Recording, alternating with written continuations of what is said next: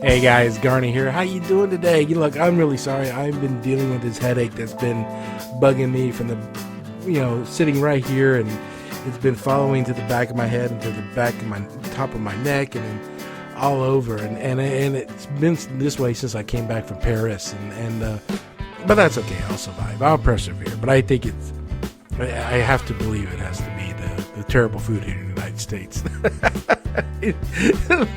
let me qualify that. The food in Paris, guys, no matter what you hear, what you've read, what you've may have been told, it's all true. The food in Paris absolutely rocks. The Parisians and the French people will not allow a restaurant to survive in their local suburban area if it has bad food. It just wouldn't survive. Now, you would always say, hey, Garnie, are there restaurants in touristy areas, or what I call the tourist traps, that stay open? Oh, yeah. Well, that's because of the volume of non-repeat business because of the tourists, right? But if you go out to the local areas, where the Parisians eat almost every day, that's good food. In fact, the funny thing is, Jean, my wife, she brought this up. She laughed. She goes, buying wine is cheaper than buying Coca-Cola, which is absolutely true. I mean, the food there is just phenomenal. And, how fresh it is wherever you go. The breads, oh my God, the baguettes and the croissants were just phenomenal, guys. It was just, you didn't need to put butter on them. I mean, you could, but, you didn't need to. Everything was so fresh. That's the coolest part, is that fresh food is the norm there. And, we didn't stop by any fast food restaurants. And in fact, I was absolutely shocked when I saw a McDonald's there. No, sorry, McDonald's, I'm not disparaging you. But Paris? No, we're not going to McDonald's. We're going to go somewhere where the Parisians eat, the locals eat. And oh my gosh, we were not disappointed at all. It was a great time. I mean, the thing is, guys, Paris was a bucket list item for Gene and I. And, when we made a decision, we're going back.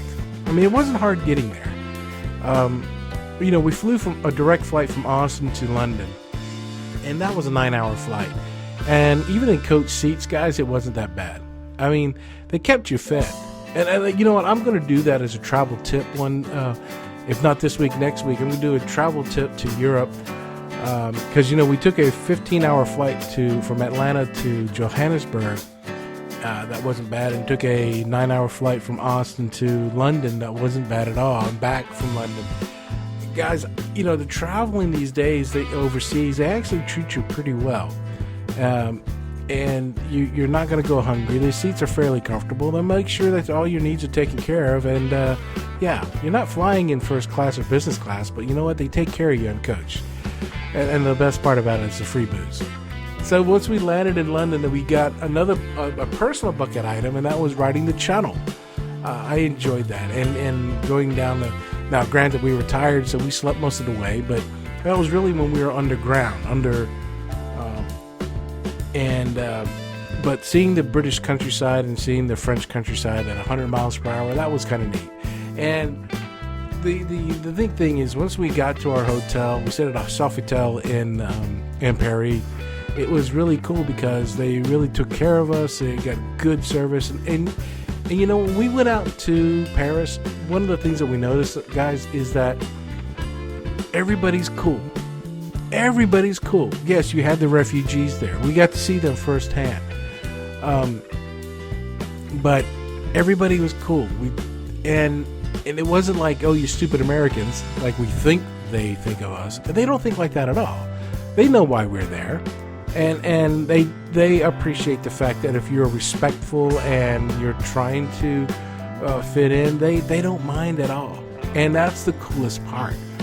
The history there, oh my gosh, the history is just so wonderful. We had a chance to go to the Pipkiss area of Paris and go to the only private cemetery in Paris and go see the Marquis de Lafayette's grave. Now, if you guys don't know who the Marquis de Lafayette is, he's an American hero. He came at a very young age. I think it's before he was 20. He's very wealthy and very prosperous in Paris, but when he heard about the struggles and the revolution of the United States, or the colonies against the crown, he left his lovely bride and his riches to come to the United States, or to the colonies, and offered his services to George Washington. He became friends with Hamilton and became friends with Henry Knox, and he's immortalized in history, the American history, because Lafayette gave his time, talent, and effort for our revolution,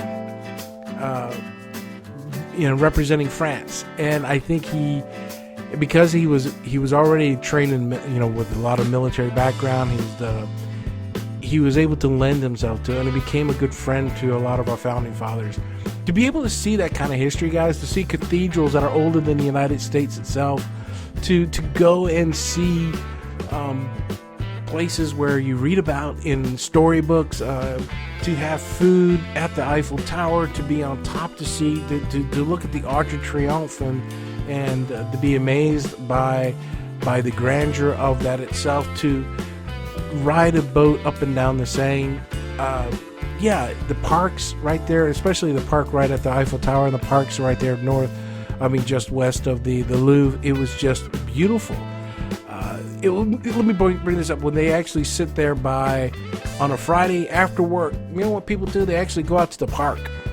Yeah, they go to the park and they sit there and they hang around the high fountains and hang out with each other. And yeah, we did Pokemon, but you know what was really cool is that people were hanging out and just being cool. And in the evening, Saturday night, while we're at the Eiffel Tower around 10 or 10:30, 11 o'clock at night, local time, there were people walking around with buckets of champagne and beer and wine, who were selling that to you, so you can actually have a picnic impromptu and right there at the foot of the Eiffel Tower. That was really, really cool.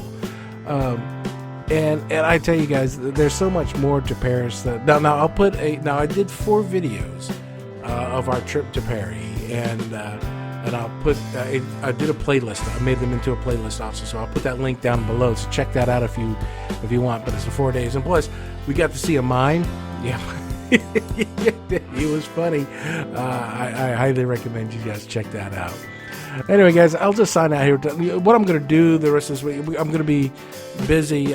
Monday, I'm flying out. Tuesday, I'm going to be going to Oklahoma. Well, Monday, I'll be in Houston. Tuesday, I'll be in Oklahoma. I still want to do a Tech Tuesday, Thursday, since I missed the last Tech Thursday because of my trip to Paris. But I'm also going to do a travel tip day for traveling to Europe because Gene and I and the kids, we've gone to Mexico, South Africa, and Paris and London. I wanted to share with you some of the travel tips that I had to relearn. Even though I travel avidly here domestically, I just had to relearn some of these little things, and from friends who love and have passion to go to Europe. And I want to share those with you later on this week or next week. We'll see how that goes. So anyway, guys, hopefully you're having a great Saturday night, and I'll check in with you again tomorrow to touch base. But we've got a busy day tomorrow. We're going to be heading down to San Marcos to hanging out with family and all that good jazz.